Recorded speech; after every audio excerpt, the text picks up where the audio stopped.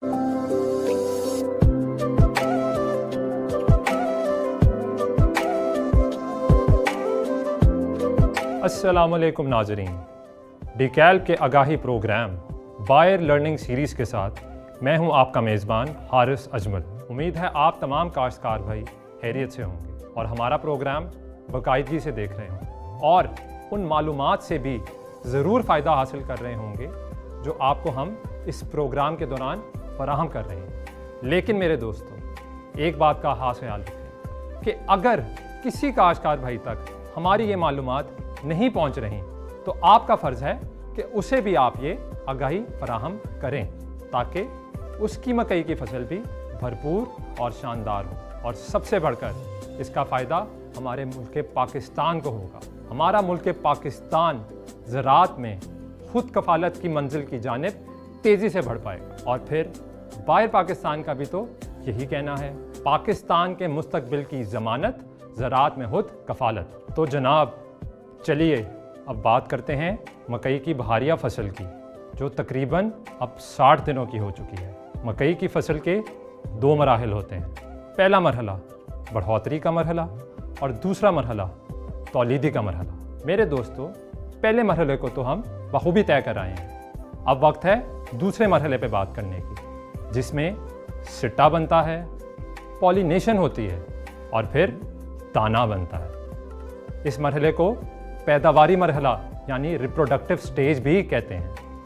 आज हम इस प्रोग्राम में इसी मरहले पर तफसील से बात करेंगे। बहुत एहतियात बरतने वाला मरहला है ये जनाब। चलिए तो फिर देखते हैं कि इस मरहले पर काश्तकार भाइयों को किन ज़रूरी बातों का ख्याल रखना होगा। मकई की बहारिया फसल में 60 से 70 दिन के बाद बूर लगने के बाद सिट्टा बनने का अमल शुरू हो जाता है और सिट्टा निकलने के 2 या 3 दिन के बाद सिट्टे के नीचे बालों का एक गुच्छा नमूदार होता है जिसे सिल्क कहा जाता है। मकई के पौधे में सिट्टे को मेल पार्ट और सिल्क को फीमेल पार्ट कहा जाता है। उसके बाद होता है पोलिनेशन का अमल, जिसमें पोलन सिल्क तक जाता है। पोलिनेशन का ये अमल तकरीबन 12 दिन जारी रहता है। उसके बाद दाना बनता है। इस दौरान पौधा अपनी सारी खुराक सिट्टे को मुंतकिल करता रहता है ताकि सिट्टे या छल्ली में दाने ज्यादा से ज्यादा लग सकें। इसके बाद दाने की भराई होती है और उसके बाद मिल्क स्टेज यानी दाने की दूधिया हालत शुरू होती है। उसके बाद दाना तेजी से डफ स्टेज की जानिब जाता है। दाना बनने और भराई का ये अमल तकरीबन 20 दिन तक जारी रहता है। अगर आपने फसल की बढ़ोतरी के मरहले में फसल की खुराक का यानी खाद और पानी का पूरा ख्याल रखा है तो यकीनन सिट्टे के अंदर दाने वजनी, चमकदार और साइज में बड़े होंगे। इसके अलावा अगर कोई चीज पैदावार पर असरअंदाज हो सकती है तो वो है दर्जा हरारत।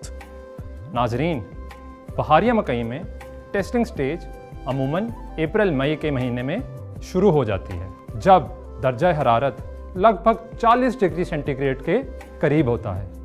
लेकिन क्या गर्मी की शिद्दत और बढ़ता हुआ दर्जा हरारत फसल को मुतासिर कर सकता है? मकई की बहारिया फसल को अपने उगाव के लिए 28 से 32 डिग्री सेंटीग्रेड तक दर्जा हरारत दरकार होता है। पौधा जब अपनी नशोनुमा के मरहले में दाखिल होता है तो दर्जा हरारत 38 डिग्री सेंटीग्रेड से ज्यादा नहीं होना चाहिए। 38 डिग्री सेंटीग्रेड से दर्जा हरारत ऊपर होने की सूरत में पौधे की नशोनुमा मुतासिर होती है। 42 डिग्री सेंटीग्रेड में पौधे में खुराक बनाने का अमल सुस्त रवि का शिकार हो जाता है और 45 डिग्री सेंटीग्रेड में खुराक बनाने का अमल बिल्कुल रुक जाता है और फिर पौधा लीफ फायरिंग और टेसल ब्लास्ट जैसे मसाइल का शिकार हो जाता है। लीफ फायरिंग में पौधे के पत्ते सूखना शुरू हो जाते हैं और टेसल ब्लास्ट में पौधे का सिट्टा सूख कर कागज की मानंद हो जाता है और फसल की पैदावार काफी मुतासिर होती है। लेकिन जनाब, दर्जा हरारत कंट्रोल करना तो इंसान के बस में बिल्कुल नहीं है। अगर काश्तकार को ऐसी सूरत हाल का सामना करना पड़ जाए तो उसे क्या करना चाहिए? यानी दर्जा हरारत के मनफी असरात को कंट्रोल करने के लिए कौन से इक़दाम करना ज़रूरी है? मकई की फसल को बाकी फसलों की निस्बत पानी की ज़रूरत ज़्यादा होती है और बढ़ते हुए दर्जा हरारत को मुनासिब वक्फे से की हुई आबपाशी से कंट्रोल किया जा सकता है। इससे खेत में नमी रहेगी और दर्जा हरारत मुनासिब रहेगा।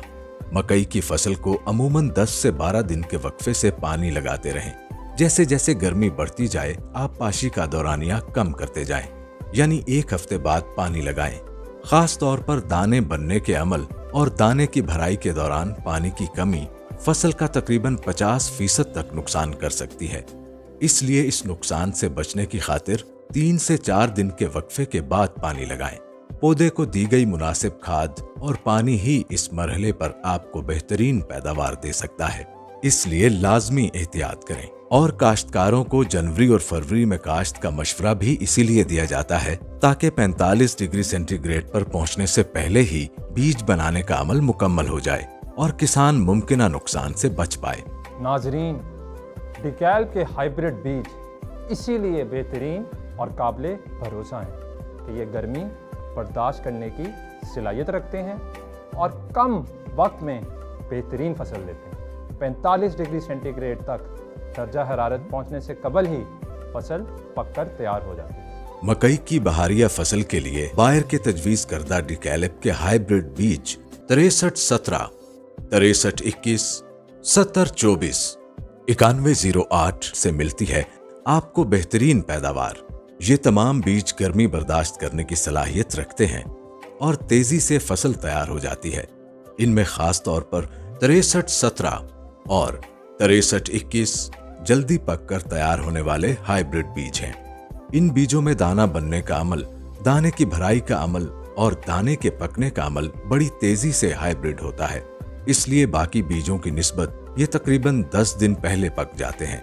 अगर दर्जा हरारत मुनासिब हो तो 6317 का बीज 110 दिन में पककर तैयार हो जाता है, जबकि 6321 115 दिन में पककर तैयार हो जाता है, जबकि 7024 और 9108 निस्बतन देर यानी 115 से 120 दिनों में पककर तैयार होते हैं। इसीलिए 6317, 6321 अर्ली मैच्योरिटी वाले हाइब्रिड बीज और 7024 और 9108 मीडियम मैच्योरिटी हाइब्रिड वाले बीज कहते हैं। जी तो नाजरीन, मेरा ख्याल है कि आपको टेस्टिंग स्टेज और उसके दौरान पैदा होने वाले तमाम मसाइल का हल यकीनन अच्छी तरह समझ में आ गया होगा। ये मरहला इंतहाई अहम मरहला है, इसलिए बहुत एहतियात करें। अपनी फसलों का बाकायदगी से मुआयना करते रहें और बायर के तजवीज़ करदा डिकैल्ब हाइब्रिड बीज 6321, 7024, 6317 और 9108 ही काश्त करें ताकि आपकी मुश्किलात और परेशानियां कम रहें और आपको भरपूर और शानदार फसल मिले। अब मुझे इजाज़त दें, प्रोग्राम के अगले हिस्से में मज़ीद मालूमात के साथ दोबारा मुलाकात होगी। अल्लाह हाफ़िज़।